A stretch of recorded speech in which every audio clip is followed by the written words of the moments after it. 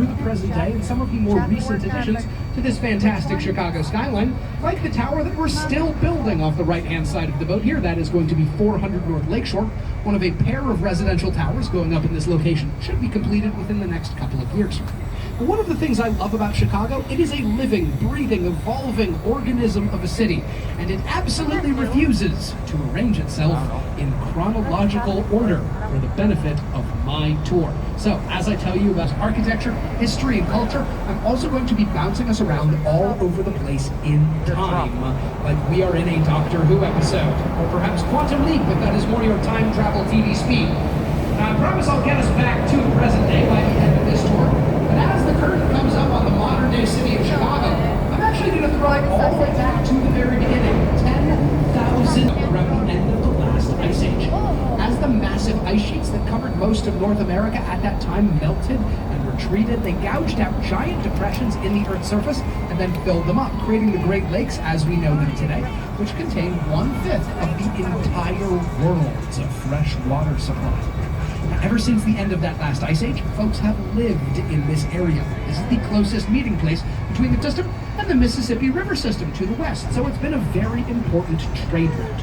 All sorts of different people have moved through and lived in this place.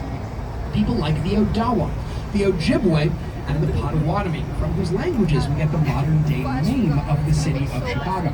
Now, each of these people had a slightly different name for this place, and my pronunciation is not great, but one of the original place names out here was something like Chicagawa. That roughly translates to stinky onions because of the water garlic that used to grow along the shores of Lake Michigan. That got mispronounced in French by the first Western explorers out here as Chicagua, and that is where we get the modern-day name of the city, Chicago. But I have been reliably told that because indigenous languages do not map perfectly onto English, a more accurate, literal translation of the name Chicagawa would be, "Man, that place really stinks." The exclamation, "man," is an important part of that place name. You can almost smell it if you put a little stank on it when you say, "Yuck, Chicagawa." Luckily, I think it smells much better out along the Chicago River this fine evening. Now, the river itself has also been here since the end of the last ice age, and for most of its 10,000-year existence, it flowed east out into Lake Michigan. That is the natural direction of the Chicago River. That became a problem for the city of Chicago as it grew. We were dumping all of our sewage and garbage and byproducts from the old Chicago meatpacking industry into the river. That was also flowing east into the lake, and that is where the city gets all of its drinking water from. It started to make a lot of people very sick. So, in the year 1889, we called in the Army Corps of Engineers. They dug a whole bunch of canals down the south branch of the Chicago River, connecting it to the Des Plaines River, which sits at a lower elevation. In doing so, we gave the water a different direction to flow downhill. So using just the force of gravity in the year 1900, we reversed the flow of the Chicago River. It now flows away from the lake, west, down the south branch of the river, into the Des Plaines River, and finally out, sending all of our water and garbage down towards the city of St. Louis. The city of St. Louis was not happy about this. We did not ask them nicely first. They did not want our garbage. They sued the city of Chicago.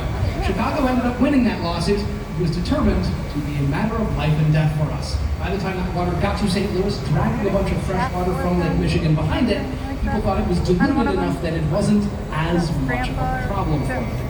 Nowadays, the river is much cleaner, so it's not really a problem for anyone anymore, but it does mean, theoretically, we could take this boat all the way down the Mississippi towards the city of New Orleans, out and around the coast of Florida, up the eastern seaboard, back into the Great Lakes through the St. Lawrence Seaway, and all the way back here to the city of Chicago in a big loop.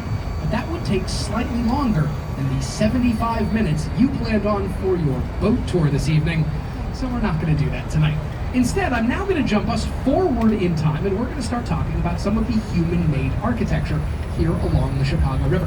Our first stop is going to be the year 1924 with this white building off the right-hand side of the boat. It's got a clock tower up on top of it. That is the Wrigley Building, and if you were looking up at the Wrigley Building and thinking, wow, that looks kind of fancy for 1924. That is just over 100 years ago, and this building kind of looks older than that. Looks a bit like an old church, actually. Well, that is on purpose. This is a style called Spanish Revivalism. It's a popular architectural style in the United States in the 1920s.